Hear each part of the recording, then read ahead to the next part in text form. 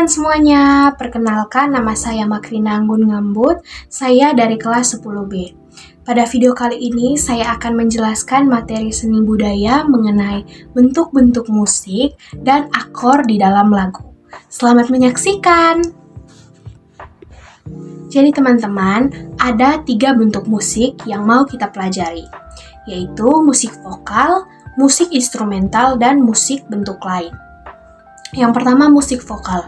Musik vokal adalah jenis bunyi yang ditimbulkan oleh suara manusia. Ada 2 jenis musik vokal itu sendiri. Jenis-jenis musik vokal, ada 7 jenis vokal dalam teori musik. Yang pertama, solo, nyanyian tunggal oleh seorang penyanyi. Yang kedua, duet, nyanyian yang dibawakan 2 orang penyanyi dalam paduan suara. Yang ketiga, trio, nyanyian yang dibawakan oleh 3 orang penyanyi dalam paduan suara. Yang keempat, ada kuartet, nyanyian yang dibawakan 4 orang penyanyi dalam paduan suara. Yang kelima, ada quintet, nyanyian yang dibawakan oleh 5 orang penyanyi dalam paduan suara. Yang keenam, sextet, nyanyian yang dibawakan 6 orang penyanyi dalam paduan suara. Setelah itu yang ketujuh, kor, suatu paduan suara besar yang terdiri dari puluhan atau ratusan penyanyi dengan menggunakan 4 jenis suara utama, seperti sopran, alto, tenor, dan bass. Jenis-jenis nyanyian, ada 5 jenis nyanyian yang dapat dipelajari. Yang pertama ada requiem, nyanyian pada upacara gereja Kristen untuk mengenangkan orang yang telah meninggal dunia. Selanjutnya ada yang kedua, himne, nyanyian pujian kepada Tuhan, tanah air, dan pahlawan. Yang ketiga ada koral, nyanyian gereja pada kebaktian umum dalam satu suara. Yang keempat, serenade, nyanyian sore hari untuk menghormati seorang tamu atau pembesar. Yang kelima ada kanon, suatu nyanyian berupa paduan suara berkelompok yang dibawakan secara bergilir atau susul-menyusul kelompok demi kelompok. Setelah musik vokal, yang kedua ada jenis musik instrumental.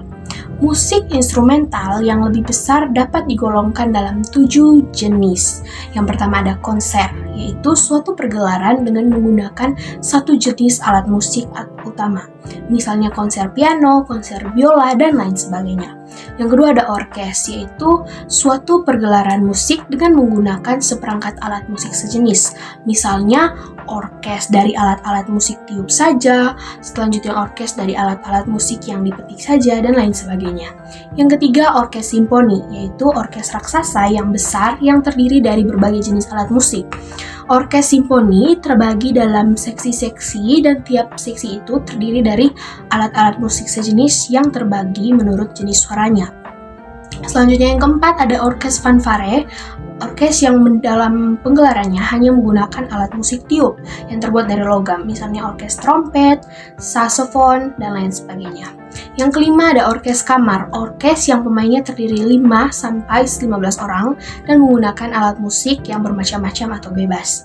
Yang keenam ada orkes strik atau orkes yang dalam pergelarannya hanya menggunakan alat musik yang digesek saja, misalnya orkes biola.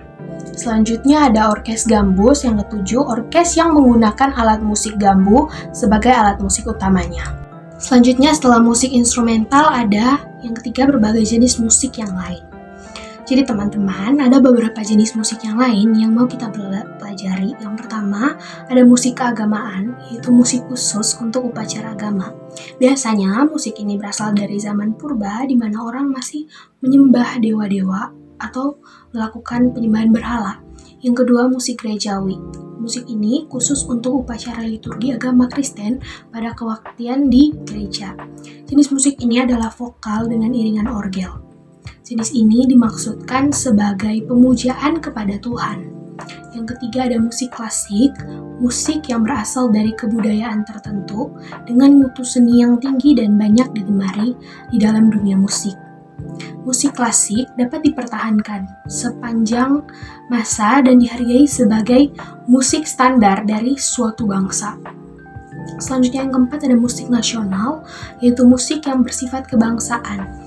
Biasanya syair-syairnya lahir dari masa-masa perjuangan. Musik ini juga banyak bertema tentang pemujaan kepada tanah air dan juga bangsa. Yang kelima ada opera, suatu pementasan sandiwara yang dilakukan dengan musik vokal atau sandiwara dengan nyanyian dan musik. Yang keenam ada Passio. Ini adalah opera kecil tentang kisah sengsara Yesus. Yang ketujuh sonata, suatu hidangan musik instrumental yang merupakan bagian dari suatu konser besar. Yang delapan ada Nocturne, musik malam hari atau musik menjelang tidur. Yang kesembilan ada Preludium, yaitu bagian pembuka dari suatu karya musik yang besar. Yang kesepuluh ada Postludium, bagian penutup dari suatu karya musik besar. Teman-teman, setelah kita mempelajari tentang bentuk-bentuk musik, kita akan pelajari juga apa itu akor di dalam lagu. Jadi, akor adalah susunan nada yang terdiri dari 3 buah nada atau lebih yang dimainkan atau dibunyikan secara bersamaan atau serempak. Dengan kata lain, akor merupakan kumpulan 3 nada atau lebih yang jika dimainkan secara bersamaan akan terdengar harmonis. Jadi teman-teman, contoh alat musik yang bisa memainkan akord adalah gitar, organ atau keyboard, angklung, kolintang, dan sebagainya. Teknik membunyikan akor-akor ini tetap mengikuti aturan musik yang sudah berlaku, dengan memperhatikan susunan-susunan nada yang ditetapkan juga. Teknik penyusunan akord ini akan dijelaskan pada pembahasan selanjutnya. Setelah kita mengetahui apa pengertian akord, tingkatan akord terdiri dari 3 atau trinada. Sebelum kita menyusun akord trinada, perhatikan beberapa hal-hal berikut. Jadi yang pertama, kita harus memperhatikan penyusunan akord mayor, selalu memperhatikan jarak interval nada adalah 1, 1, 1 per 2, 1, 1, 1 per 2. Yang kedua, penyusunan akor ini lebih memprioritaskan pada tangga nada C, mayor, natural, atau kunci C. Yang ketiga, teknik penyusunan akor trinada adalah nada pertama melewati 1 buah nada untuk mendapat pasangan nada kedua. Selanjutnya melewati 1 nada berikutnya untuk mendapat pasangan nada ketiga. Yang keempat, untuk lebih jelasnya akan ditampilkan terlebih dahulu susunan-susunan tangga nada natural dengan menggunakan notasi angka dan huruf. Teman, ini adalah susunan tangga nada naturalnya. Teman-teman bisa perhatikan di situ. Setelah teman-teman memperhatikan tangga-tangga nada yang natural, kita akan mulai melihat akor trinada yang terdiri dari 7 tingkatan. Jadi saya akan lampirkan di sini.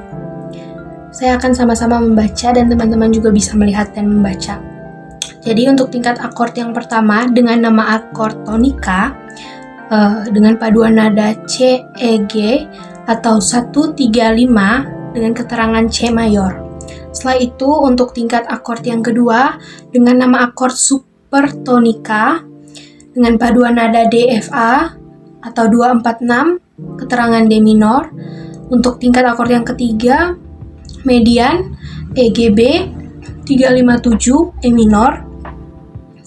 Selanjutnya, untuk tingkatan yang keempat, subdominan F, A, C, 4, 6, I, F mayor. Untuk tingkatan yang kelima, dominan G, B, D, 5, 7, 2, G mayor. Untuk tingkatan yang keenam, submedian A, C, E, 6, I, 3, A minor. Dan yang ketujuh, leading note B, D, F, 7, 2, 4, atau B diminished. Jadi ini teman-teman bisa perhatikan sendiri. Selanjutnya untuk penggolongan akord. Dalam penggunaannya, akord ini dikelompokkan dalam 2 bagian, yaitu ada akord pokok atau mayor dan akord tambahan atau minor. Yang tergolong akor pokok atau akor mayor adalah yang pertama tingkat pertama tonika, tingkat keempat subdominan, dan tingkat kelima dominan. Dengan menguasai 3 akord pokok atau mayor ini, kita sudah bisa menyanyikan atau mengiringi sebuah lagu mayor. Selanjutnya yang tergolong dalam akord tambahan atau akor minor adalah tingkat 2, 3, 6, dan 7. Dalam tangga nada natural, akor tambahan ini disebut juga akor minor yang dipakai sebagai variasi dalam lagu jika dianggap perlu. Sehingga dalam penggunaannya, akor tingkat 2 disebut juga akor D minor, akor tingkat 3 disebut juga akor E minor, akor tingkat 4 disebut juga dengan akor A minor, dan akor tingkat 6 disebut akor B diminished atau B dim. Jadi teman-teman, sekian saja penjelasan bentuk-bentuk musik dan akord di dalam lagu. Saya ucapkan terima kasih dan mohon maaf bila ada kesalahan.